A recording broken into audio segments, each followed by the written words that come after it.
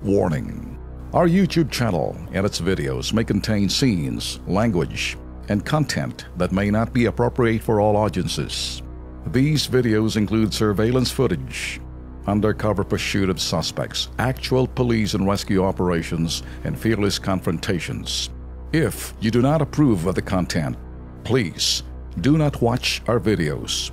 If you wish to continue, we strongly advise that you proceed with caution. Viewers' discretion is advised.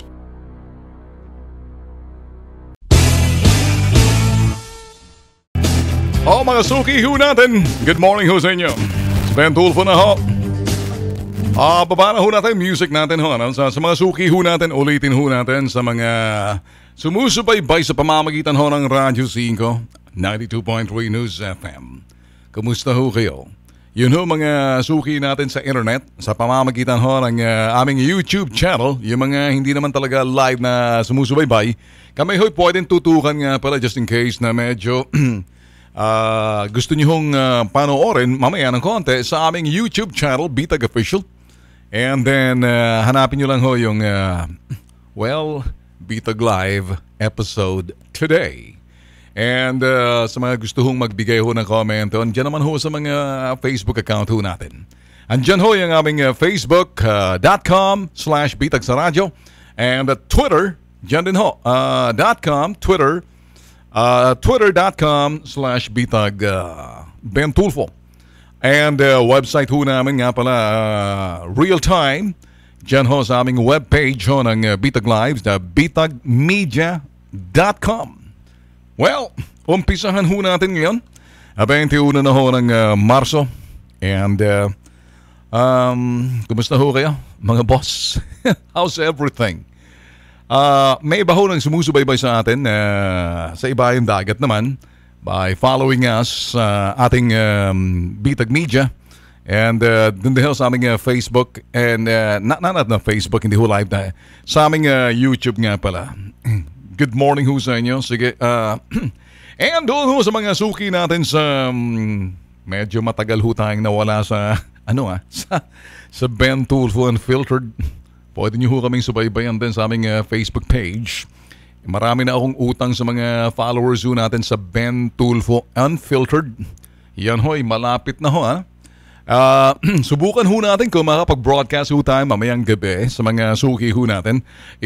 Alam niyo ho kasi mga boss, 11 million Filipinos sa ibayang dagat ho eh.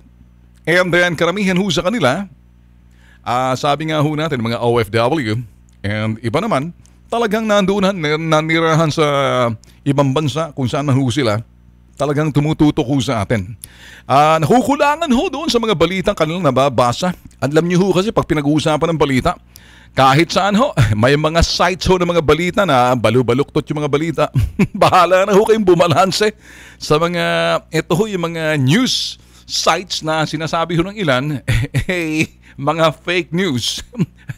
Meron ibang mga online sa mga reputableng network nga pala, kabilang na ho dyan ng TV5. And iba pang mga channel, national TV channel na nasusubaybayan ho sa pamamagitan ho ng kanilang online, and then ganoon din ho sa mga dyaryo at yung iba naman sa mga radyo. Kami ho rito, eto ho meron ho kami sa Ben Tulfo Unfiltered. Okay, yan ho yung Facebook page ho namin yan. And then yan ho yung nasa aming website din. Just in case kung gusto niyo malaman ho, saan ho kami pwedeng subaybayan, doon lang ho, mamili lang ho kayo. Log on sa bitagmedia.com. Ngayon, umpisahan na ho. Okay, eto ho, marami ho mga politiko. Nagsasalita ho sila. Sinasabi, isa na ho dyan si Senator Ralph Rector. I do respect this guy.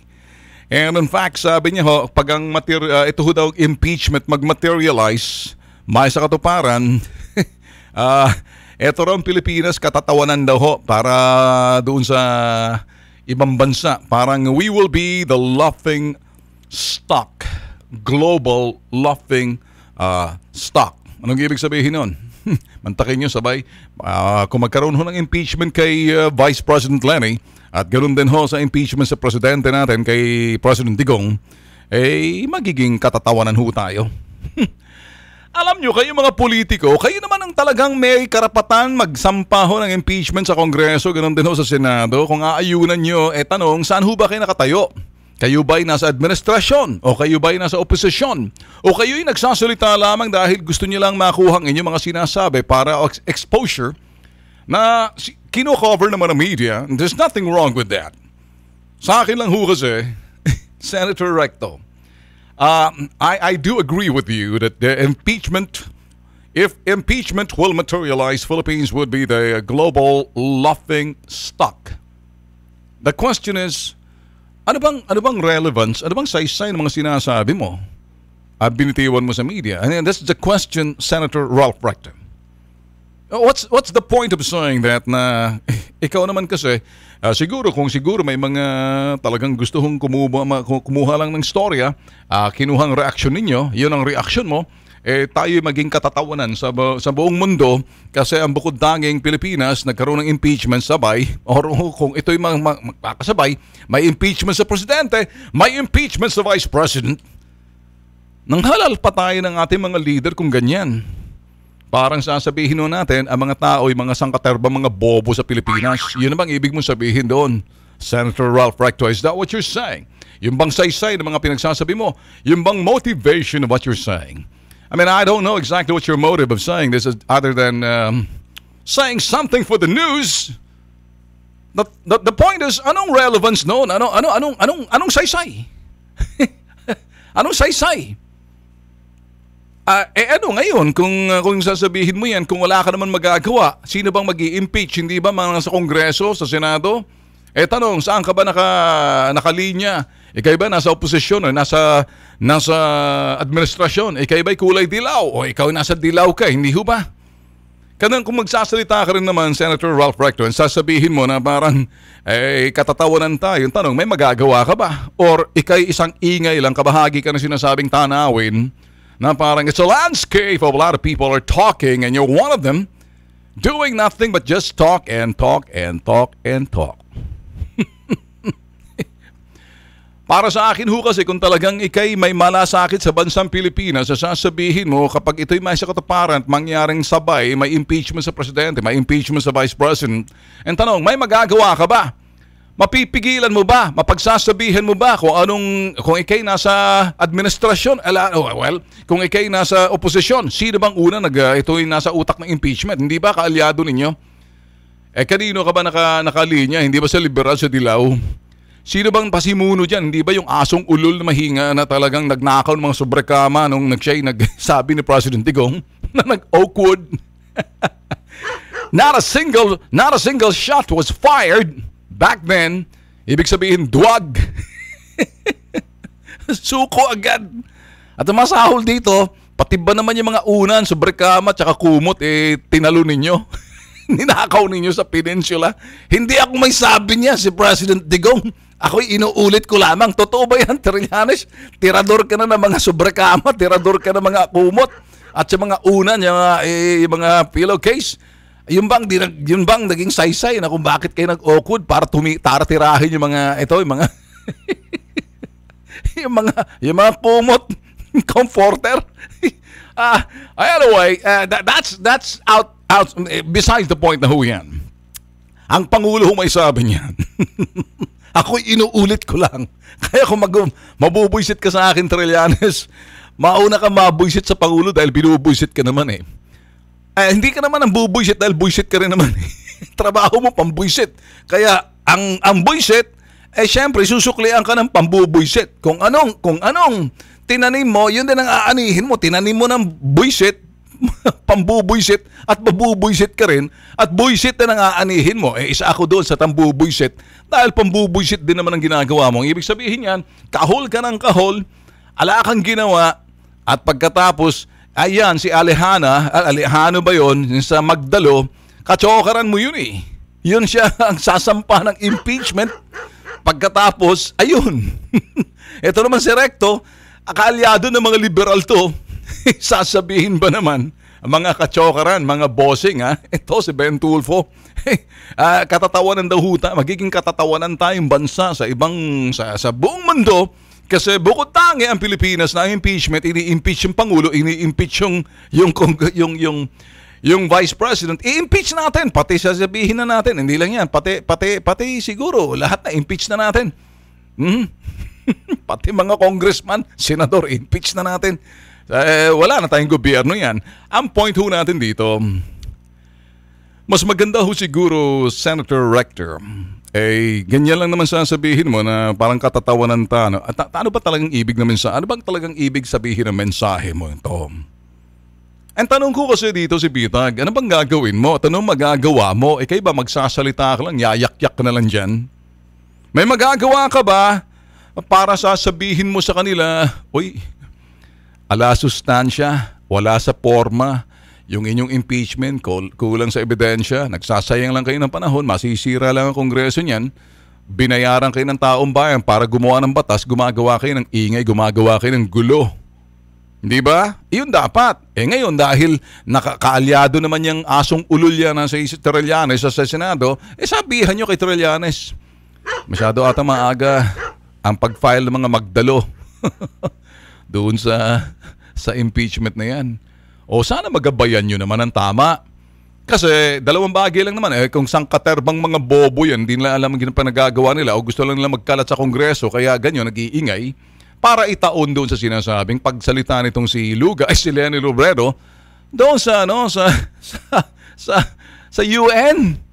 At tinaon nila Ngayon, para sa akin, yung mga ingay na yan, kaya may impeachment dahil lumalabas parang si President Duterte ang dahilan ng problema kung kaya't tinatanggal nila dahil ang kabuisitan ay kay President Digong.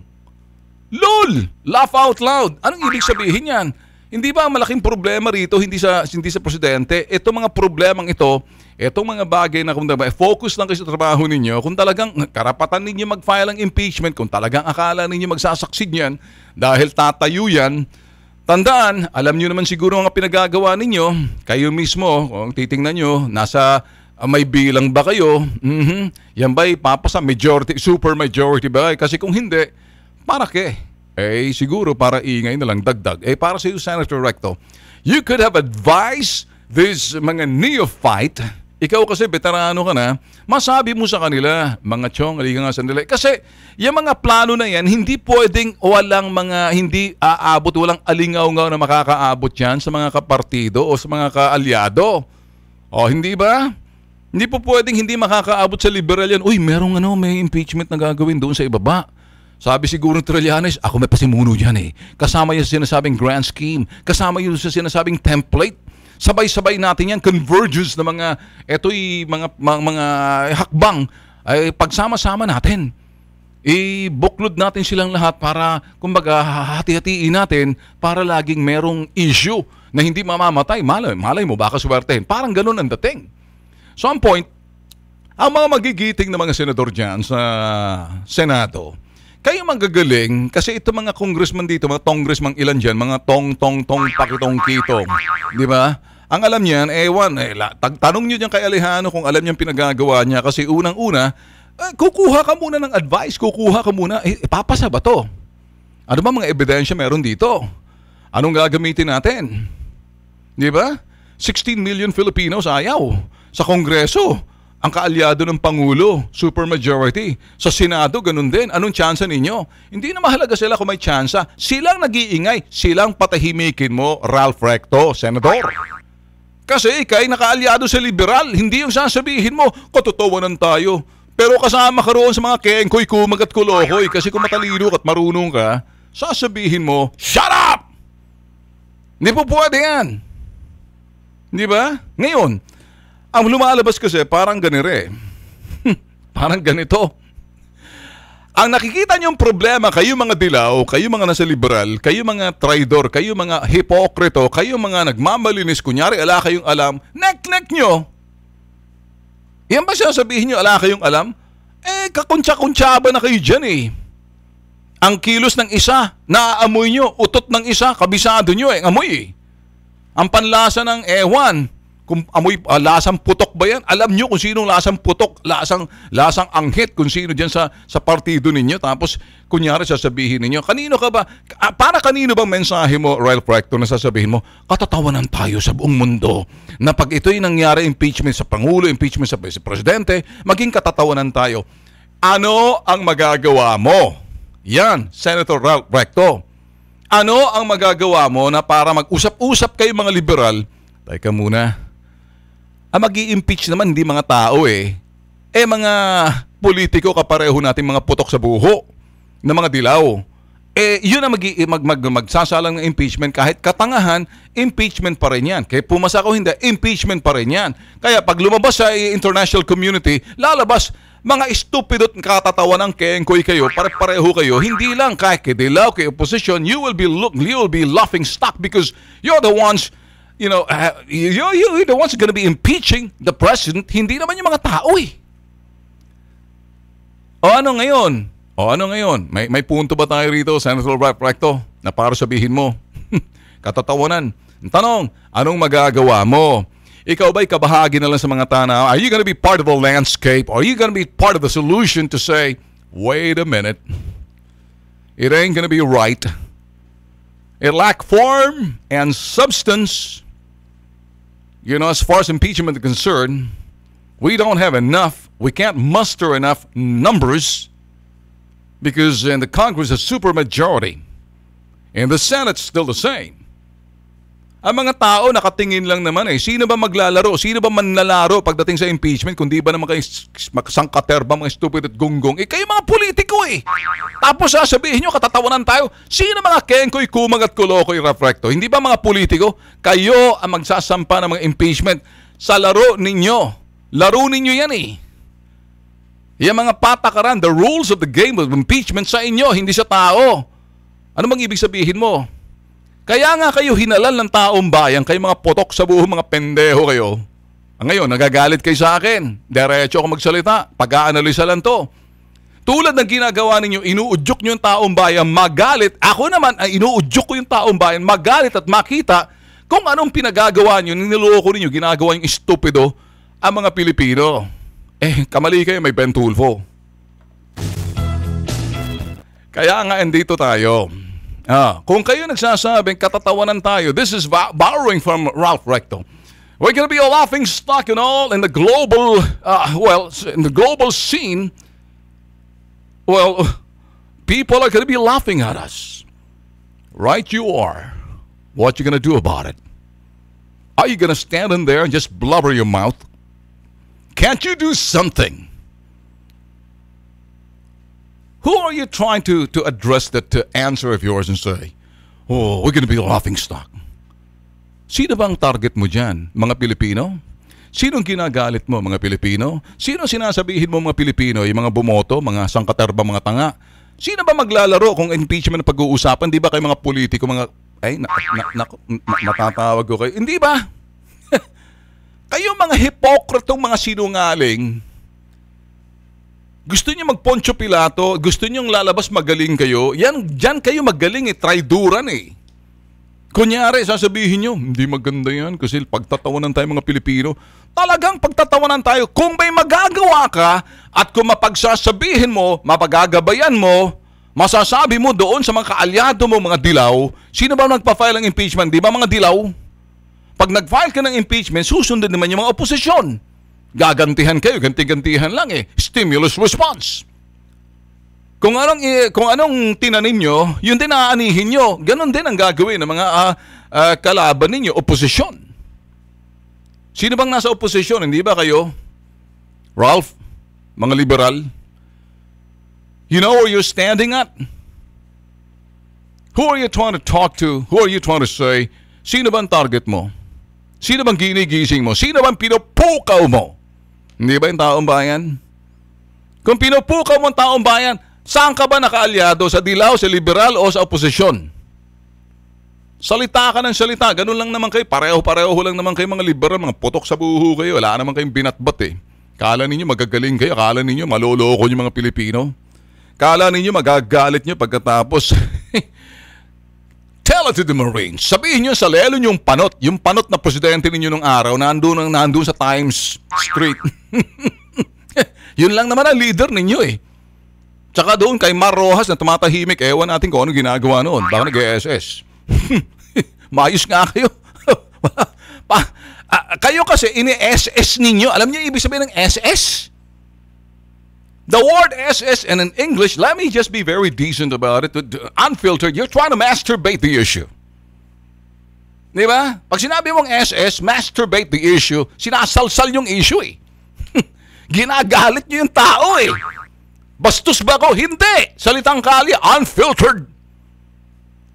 Because if I'm not gonna say it the way I should say it, then I'm no longer the Ben Tulfo. Did I say any vulgar word? I don't think so. Let me repeat that you're masturbating the issue. Sinasalsal yung mga issue eh. Nilalaro nyo yung taong bayan. Eh matalino ng mga taong bayan ngayon eh. May gagawin tayo. Magiging katatawanan tayo sa mga taong sa ibang mundo kasi para tayo.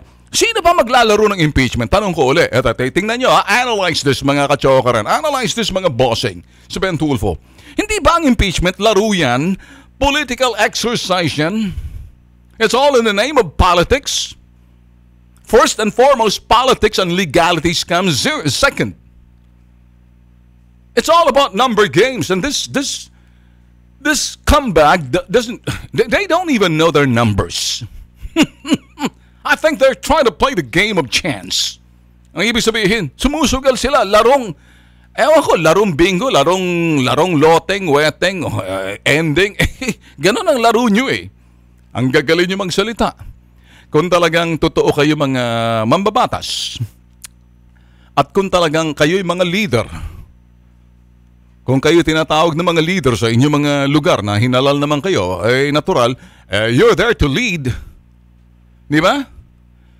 In the world of politics, sabi nga ni Lee Iacocca, it's either you lead, you follow, or you get the F out of the way.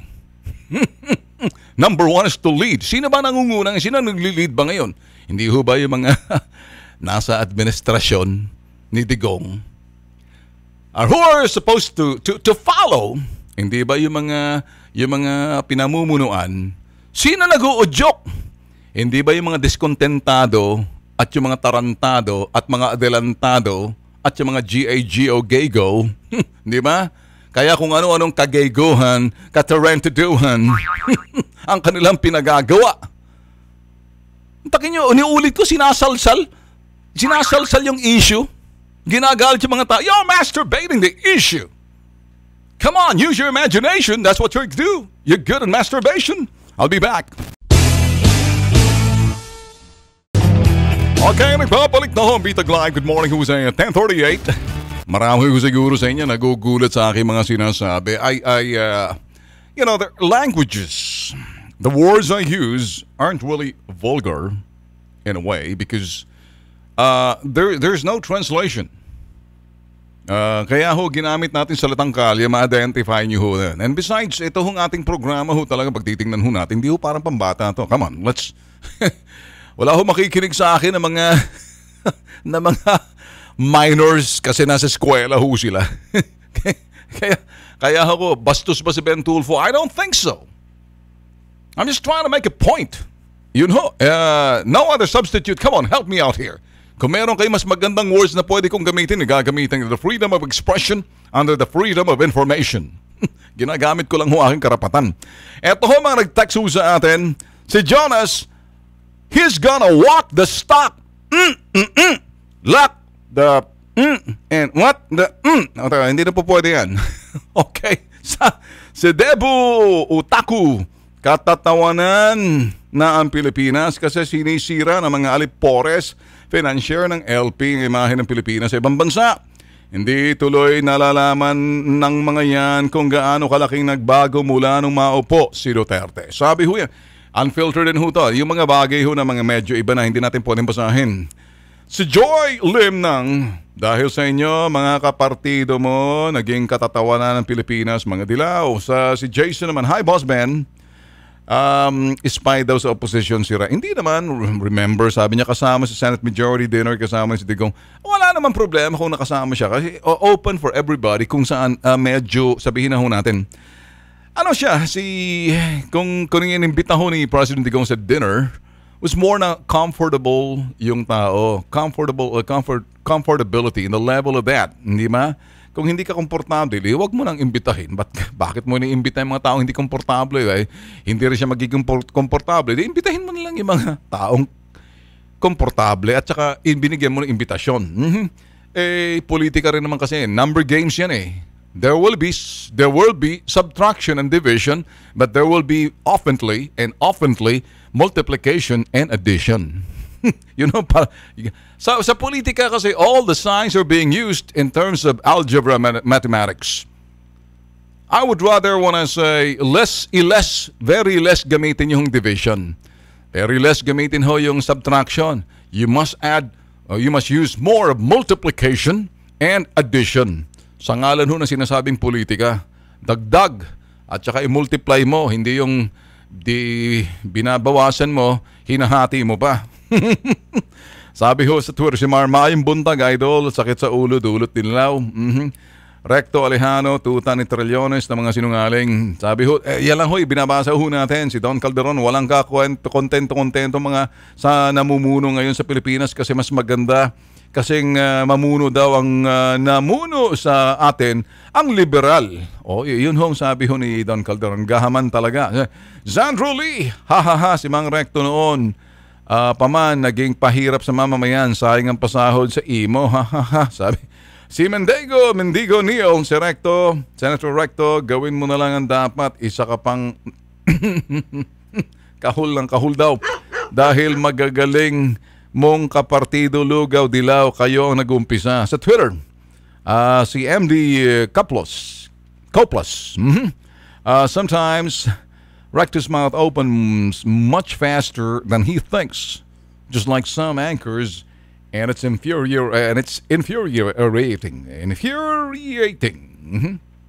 Sabi niya, word. Si Pulido, again sa Twitter ho to, feeling ko namamangka sa dalawang ilog si Recto. Feeling ko lang pwede rin kamilyon. Si Marilyn Alesna, morning po idol, nasa pool mo idol ang mga traidor sinungaling dilaw. Kaya kahit ano pang sabihin nila, hindi na po kami naniniwala, ganid at sakim sila. Kambal Tipon, sira ng imahe ng Pilipinas, dalawang yang pinabayaan nila isang isla ng Pilipinas, mga sira-ulong leader. Sabi ni Maria Kimo, good morning, servant. Siya daw sa Sharjah, UAE, United Arab Emirates. Nagpapasikat lang yan si Recto kasi mga KSP sila dahil walang silbi. Si Marivic Tiongson, noon pa naging katawa-tawa ang bansa natin simulang maupo mga diktador na LP. Si Ray Nice, si Neil Ray, nice analysis, servant, it provides an idea and information para sa mga Pilipino. And then si Michael Caparas, John Michael Caparas pala to. Lahat ng LP, sila ang salot ng Pilipinas. Ayaw nila pagbabago dahil sila mismo ang korap. Sabi ho nila, hindi ako may sabi nito. Sa salipunan, lalo na yung mga Aquino na umupo para itaas ang kamay nila. Si As Borbor, ganyan naman ang mga dilawan ngayon kapag alam nilang nasa dulo na sila ng bangin, gagawa sila ng ingay para mabalin sa ibang ang mata ng tao. Yan ang ho. 10:44. Pwede ho kayo magpadala ng inyong mga message. Come on, habol pa ho kayo. Anyway, it's open. Yan ho sa amin. Nakikita nyo naman sa amin. You can bring in, just send your messages sa Facebook ho namin, sa facebook.com/BitagSaRadyo. And then sa Twitter ho namin, you can go on sa twitter.com/BitagBenTulfo. And by the way, kami ho may YouTube channel, Bitag Official. Yun ho mga by segments or the whole episodes will be uploaded. The whole episode ho namin dito will be uploaded every day. Normally it takes a couple of hours. And you can visit our website also for the whole episode. Diyan ho sa aming bitagmedia.com. Well, sige. Eto naman ho ang ating kanina ho naglabas ho tayo ng sabi ho natin is sa Twitter. Alam niyo ho kasi, prove you're not a liar. This is Ben Tulfo to Lenny, Vice President Lenny. Madam, prove you're not a liar. Present all the victims of Palit Ulo who complained to you at your office or face the impeachment. Diretsahan na lang ho yan eh. Alam niyo mga boss, yung pagsalita ho kahapon, second series na ho natin itong salita rito, and then pinag-uusapan ho ito. Ano ho bang naging basehan na mga datos or the facts na ginamit ho ni Vice President Lenny na nagkaroon ho siya ng intestinal fortitude, tibay ng sikmura ang laman loob para magsalita sa harap ng kamera, ipinadala sa UN at doon para mapakinggan sa buong mundo. At ginamit ho yung palit ulo na kapag nagkaroon ng sinasabing ito ho'y sa drug war na kapag wala ho yung suspect, ang kukunin ay miyembro ng pamilya hanggat hindi sumuko yung sinasabing target nila.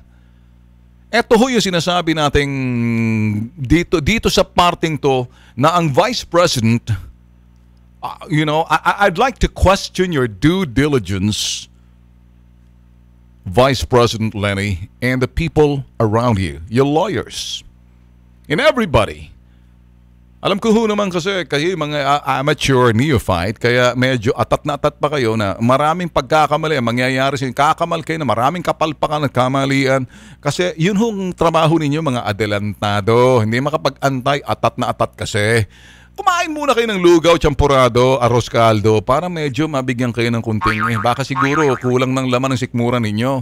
Kaya medyo pag kumakalam ng sikmura ninyo dahil hindi kayo nakakain, kung ano-ano ang pumapasok sa ulo ninyo. Hindi ba? O baka, may mga tao kasi kapag medyo may problema sa sugar, nagkakaroon sila ng, alam niyo yung pag hindi ka na nakakain, hypoglycemia. Kinakailan mong kumain. Ganun kaya ang Vice President natin? Na baka kuminsan kapag hindi na, kaya kuminsan pag ang taong adelantado, hindi na ho sinusuri yung mga ebidensya. Yung mga bagay na dumarating sa inyong tanggapan, baka may dumating sa inyong tanggapan sulat lamang, ito yung mga sulat na to, hindi naman totoo or di naman mga sumbong ng mga taong to, bumubulong lang sa inyong mga taenga pagkatapos kinukuha ninyo na hindi nyo na talagang sinusuri. There's such thing as due diligence. And you know that, Vice President Lenny Robredo. You're a lawyer, first and foremost. Ngayon, doon sa sinasabing palit ulo, mas maganda siguro, saan mo nakuha to? Saan mo nakuha? Sino ang mga biktimang lumapit sa iyo? At kung sino man yan, maiharap mo ba sa publiko nang malaman natin kung ikay siyang katerbang sinungaling? Or atat na atat ka lang maging presidente dahil hindi ka nakakasiguro kung ikay nanalo dahil marami nagsasabi kang mandaraya, natulog lang yung mga tao, lamang na lamang si Bongbong Marcos all of a sudden, nandun ka na, rumatsyada ka na. So, yun ang sinasabi natin, putok sa buho. Pag ang putok sa buho, disgrasya. Or talagang gumamit ng kakaibang paraan na yung paraan na yun, lumabas, parang naging putok sa buhong hakbang. Kaya yung mga tao, may pagdududa kung ikay nga na ikay gumamit ng ibang paraan, kaya putok sa buho. May mga putok sa buho, may mga ihi ng aso naging itong putok sa buho, basta't pumutok. Parang, again, lakoy, sinasample ko, ano? Nakita na ho ba kayo mga kabuti na sa mga gubat? Nakakala mo, wag ka magkakamali kasi galing sa ihi ng aso yon. Malay mo, yung asong kumakahol dyan, ihi ng aso, kapareho ng si tanong si. Yan. O, hindi ba? Yung mga ihi ng mga aso sa gubat, yan pag medyo mabasa-basa yung gubat, hindi masyado tinatama ng araw, tag-ulan, lumalabas yan para ito yung sinasabi. Akala mo kabuti, pag kinain mo, lason ka. Ngayon, ako ho'y sinasabi ko, una sa lahat, tinatanong ho kasi ng ilan dyan, saan mo nakuha yung sinasabing facts and figures, Vice President? Yung tagapagsalita mo na yan, si Georgina, ang tagapagsalita mo, saan nyo ba talaga nakuha niya? Gawa-gawa nyo ba? Nagsisinungaling lang ba kayo? Kasi kung talaga nagsasabi kayo ng totoo, did you do the due diligence to investigate, to dig deeper Kasi yung pinanghahawakan nyo, kung totoo man yan, kinakailangan tatayo yan, hindi yung haka-haka, huro-huro, kurabansay. Hapon nagbahala. Kailan ba kayo naging hapon? Haka-haka, huro-huro, kurabansay. Kailan ba kayo naging ano? Kailan ba kayo ng hapon? Anong klaseng hapon kayo, mga dorobo? Dorobong hapon? Kasi gumagamit kayo ng haka-haka, huro-huro. Hindi ba? Pagdududa. Yan, sinasabing, suspecha, pagdududa. Yun ho mga ganyan. Kung yun ang inyong ebidensya, hindi nyo ginamit yung due diligence. This is also when you're a journalist, you have to go the extra mile and investigate further and see the integrity of whatever documents that you're holding on. Kasi kung totoong mga biktima yan, in-investigate nyo ba? Or nagsumbong lang sa inyo, ginamit nyo na. Tapos ginamit yung terminolohiya. Yan ba ay nakarecord sa PNP o talagang ginamit nyo? O kayo ba ay nakipag-ugnayan sa PNP? Ano ba talaga ang figures ninyo? Kasi ginamit nyo yan eh. Parang lumalabas, ito yung ating bansa. Itong parting to, dito ka madadali, Vice President Leni Robredo. Kasi kung hindi mo kaya iharap sa publiko, itong sinasabi ninyo na lumapit sa inyo, nagreklamo sa opisina ng Vice President kung kaya't nakapagsalita kayo na yung palit ulo na itong mga lukulukong mga, sabihin na ho nating target sa drug war, na kung minsan naiiwan yung mga pamilya na wala naman silang kinalaman, sila ngayon ang hinuhuli para sumuko yung sinasabing suspect. Ang sama ho pakinggan yan sa and sama ho, kung kita nyo, kung yan ay totoo, kinakailangan may ebidensya ka. Meron kang complainant. Yan ay nagsampa sa pulis, na nagsampa ng reklamo, lumapit sa inyo, nag-imbestiga pa kayo. Nagtanong pa nga kayo sa pulis pagkatapos nagmamadali kayo eh. Kaya kung talagang titingnan natin the veracity of the every information that you have, or the basis of what you said dun sa UN, may complainant kayo. You have all the evidence. Pero kung yan gawa-gawa nyo base sa suspecha, pagdududa, atat na kayo, hindi na kayo makapag-antay, ginamit nyo yun. Baka si Raulo, hindi palit ulo. Sino si Raulo? Hindi ba nagsasalita? Yan ang si Raulo. Ngayon, si Raulo nyo, okay, nakikinig ka ba, VP? Sira ulo nyo at yung mga katsokaran nyo na kapag hindi kayang tumayo yan, hinahamon namin kayo. Etong programa ni Ben Tulfo sa Bitag Live, we challenge you to present those victims to the public. The public ought to know. To see na talagang nakikita natin, there's an anomaly, there's a problem, there's a cover-up, na itong mga tao na ito totoo para masuri, hindi yung kayo na the judge, the executioner, the jury, pagkatapos huhusgahan nyo, dadalhin nyo roon, sasabihin nyo tama na to. Tanong, gusto namin makita yung, the process in which, how you handle the complaint and, verifying the facts. The validation of facts. Kung totoo man yan o fake na mga sumbong yan. Ngayon, di kayo nakakatiyak. May pag-aalinlangan sa inyong spokesperson, Vice President. Kaya yung spokesperson na yan, you know what? I challenge you. Andito ang TV5, lapit mo sa TV5, pakita mo kung sino yung mga pakita mo kung talagang yan ay totoong mga sumbong na yun, sumbong-sumbong ng bonggam-bonggam-bongbong, baka galing kay Michael V. yan. Katatawanan, hindi ba? Ginagawa na ho natin pang magaan. Ngayon, ito ho, kukuha na tayo, ito hong mga pumasok ngayon. Sabi ho si Dolphin Mir, if she'd present even one, that will be just another proven lie. Sabagay, sanay naman siyang magsinungaling. Si Hulto Mayo, sa Twitter Hulto, walang may pakita yan, sir. Sinungaling kasi. #impeach Leni Robredo. Si Bebs Zaini. Impeach na yan, Sir Ben.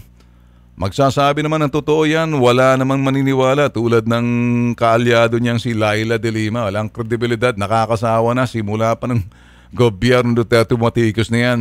Si Mendigo Neil, good morning, Idol Ben. Ang ipresenta ni VP Leni ay ulo ni Sunny Trillanes at Las Cañas. Yan pong example ng palit ulo, hahaha, labrador at tikbalang, lol, laugh out loud, sabi na gano'n. Si Jing, sa Twitter, nako, sinong hiharap ni Leni? Takot lang niya kay General Bato, panigurado, left, right, side by side, sampal, abutin niya. Impeach Leni Robredo. Hashtag impeach Leni Robredo. Si Lilibet Garcia, mag-isip muna kasi bago ka gumawa ng kasinungalingan. Yan tuloy mauna ka patuloy na ma-impeach. Aprobada. So, sa Twitter, si Cha Mendoza, pinapractice pa po paano sumagot sa mga tanong. Bigyan daw po ng 1 month para ready na sila. Ibig sabihin, gagawa sila ng ebidensya. Ay pagpa-fabricate, kakalap pa sila, nauna muna. Yung sinasabi na, adelantado eh. Si AJ Lim, Sir Ben, sigurado yan, babayad dyan ang mga biktima, makalusot lang. Sandami, freedom of expression daw, ibig sabihin ng kampo ni Aling Leni. Okay, ito naman sa Twitter, si Ana Oha, tama, dapat may batayan ka, di puro dada. Pinahiya mong operasyon ng mga polis, di lang yan, pati lahat. Till now, galit pa rin kami sa'yo. Si Roland Calicdan, fake BP kasi, Idol, kaya puro fake din lahat ng kanyang pinagagawa. Sa Twitter, Edwin Lago, may sagot na po, sakit ni Leni Trillanes at Alejandra Tokhang. Para kasing mga nakasyabuya mga yan. Bihira naman kayo.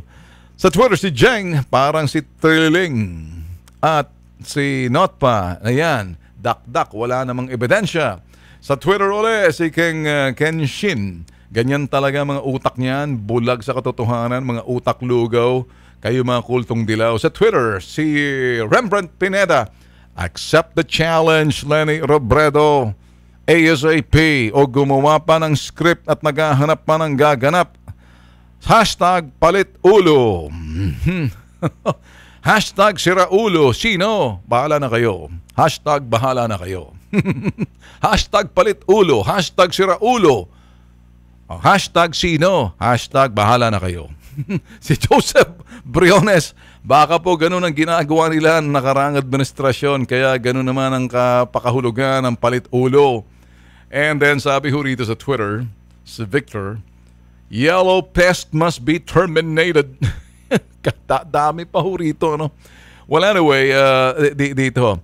And then sabi ho rito ni Josephine Guyab, Guyab. Totoo ba mga pangalan nyo rito? Ang hirap basahin. Hindi sa mina-murder ko ang pangalan na apelyido ninyo. Oh, I'm sorry kasi medyo nahihirapan ho talagang reading the names. Lapit ka na, lugaw kahit kailan. Lapit ka na, lugaw kahit kailan sinungaling ka. Wala na way mga boss.